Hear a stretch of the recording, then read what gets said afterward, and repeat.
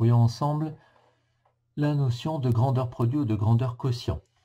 Alors, dans le grand 1, on vous parle de grandeur quotient. Nous allons étudier ici la vitesse moyenne, mais il y a d'autres grandeurs quotient que la vitesse moyenne. Nous verrons cela un peu plus tard. Donc, la vitesse moyenne est le quotient de la distance parcourue d par la durée écoulée t. Donc, formule à bien connaître. Pour obtenir la vitesse, il faut diviser la distance par le temps. On l'exprime généralement en kilomètres par heure. On note kilomètre une barre heure ou en mètres par seconde que l'on note m une barre seconde.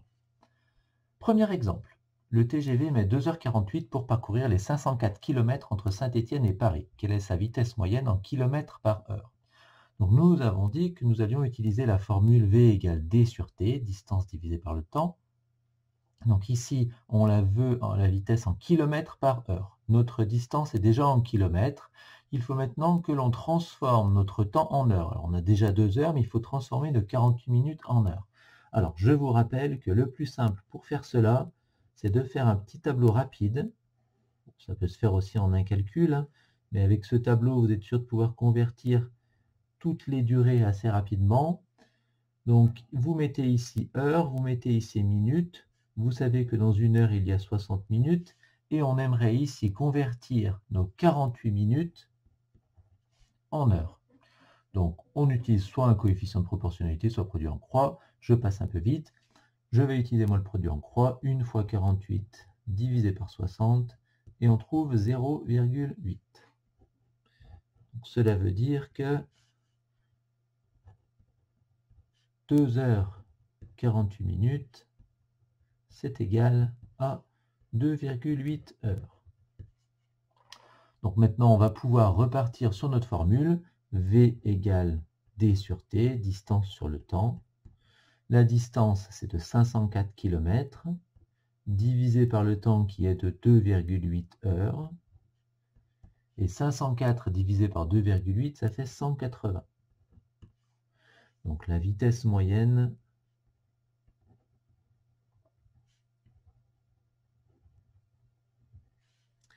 du TGV est de 180 km par heure. Alors, il faut maintenant que nous convertissions ces 180 km par heure en mètres par seconde.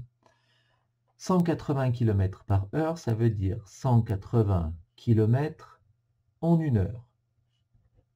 Nous voulons convertir en mètres par seconde. 180 km, c'est 180 000 mètres. En une heure, on va le convertir en secondes. Une heure, c'est 3600 secondes. Et nous voulons notre vitesse en mètres par seconde. Donc combien de mètres en une seconde? Donc on doit passer maintenant de 3600 secondes à 1 seconde. Donc pour cela, on va diviser par 3600. Et si je divise cette donnée par 3600, je vais faire la même chose pour la distance. Donc diviser par 3600. Et 180 000 divisé par 3600, ça fait 50. Donc ça veut dire que 180 km par heure est égal à 50 mètres par seconde. Deuxième exemple. Un automobiliste prend un ticket au péage d'une autoroute à 14h25 minutes. Il sort 500 km plus tard à 17h55 minutes. Pourquoi est-il interpellé par la gendarmerie?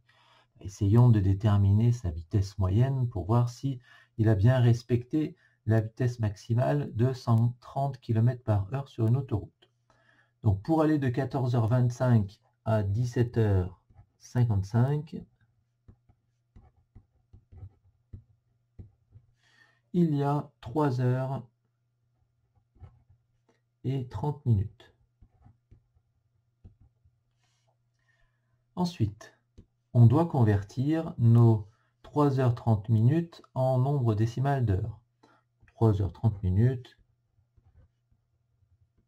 c'est égal à 3,5 heures. Oui, 30 minutes, c'est une demi-heure. On pourrait réutiliser le tableau ici en remplaçant les 48 minutes par 30 minutes. Donc je reprends la formule. Vitesse égale distance divisée par le temps. La distance est de 500 km. Le temps est donc de 3,5 heures.